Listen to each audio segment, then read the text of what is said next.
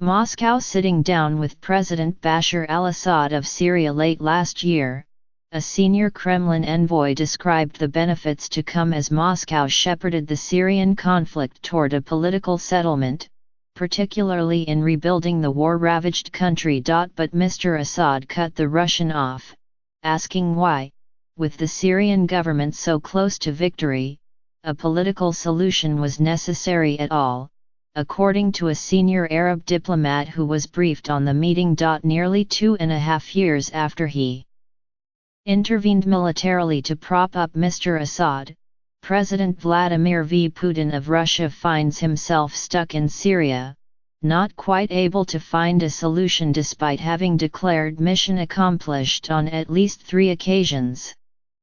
While Mr. Putin's military intervention established the Kremlin as a major player in the Middle East for the first time in decades, extricating Russia from Syria is proving far more difficult than he envisaged. The problem is that Moscow has effectively tied its fortunes to those of Mr. Assad, with limited room to maneuver. Mr.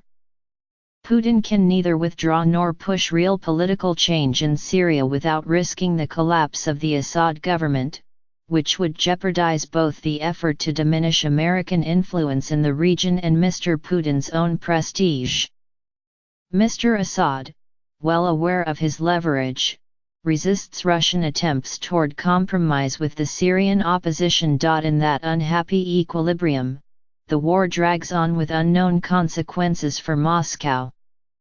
As the most powerful outside actor, Russia is increasingly blamed for the misery visited on Syrian civilians. On Tuesday, United Nations investigators released a report that for the first time linked the Russian Air Force to a possible war crime, when a military fighter jet executed a series of attacks in November on the town of Al-Atarab, west of Aleppo, killing at least 84 people and wounding more than 150.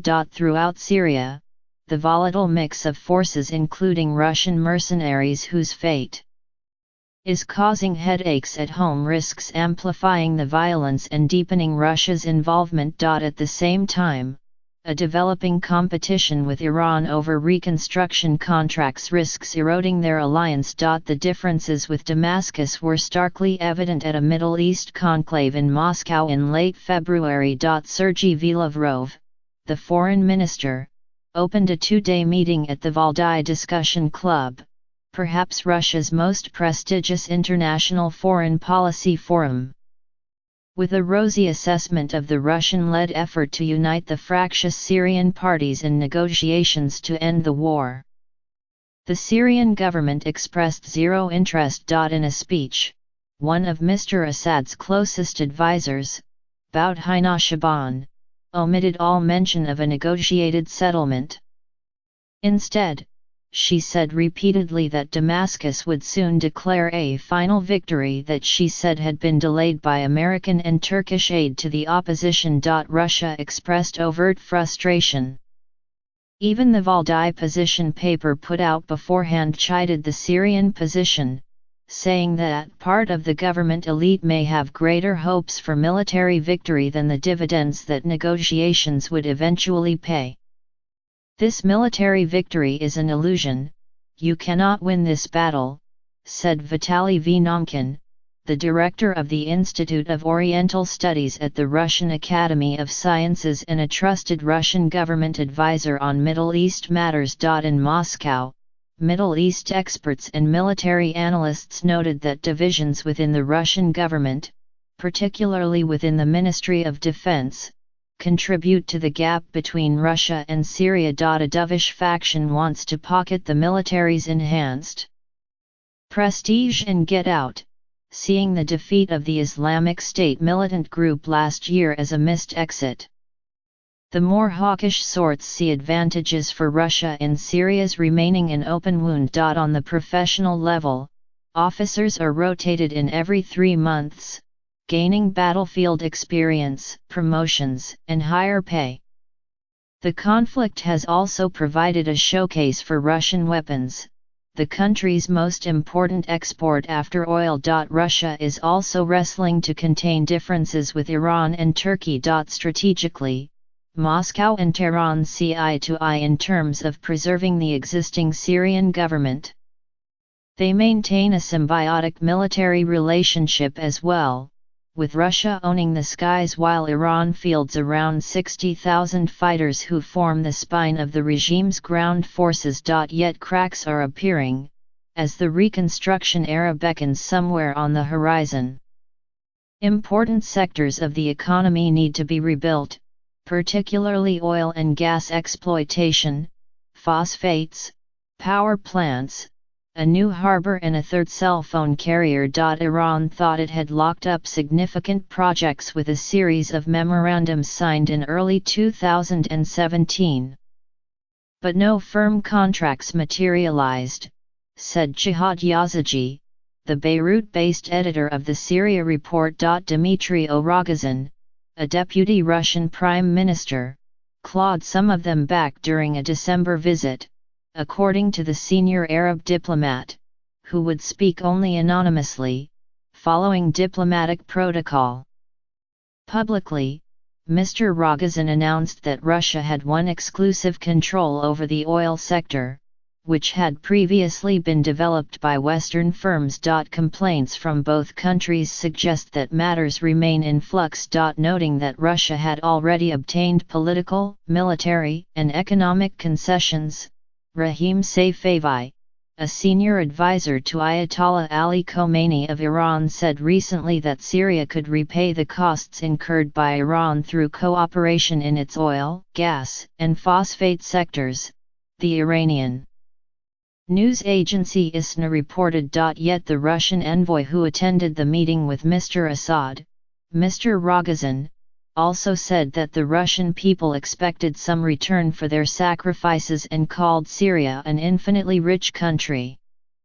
Despite their demands, however, neither Russia nor Iran can afford rebuilding costs that Syria has estimated at more than $200 billion.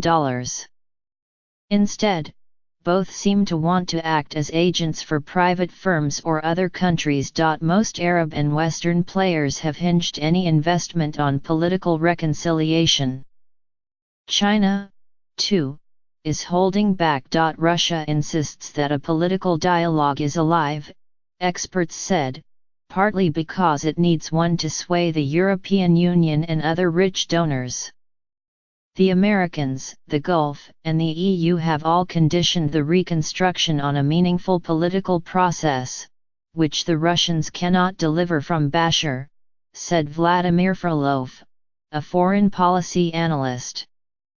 So the Russians are trying to use a PR campaign to make it look like a real, Syrian-led, indigenous constitutional process while it is basically fake. Bashar is not going to negotiate himself out of power. The ghost of Afghanistan, which became a military quagmire for the Soviet Union in the 1980s and helped speed its collapse, hangs over Syria.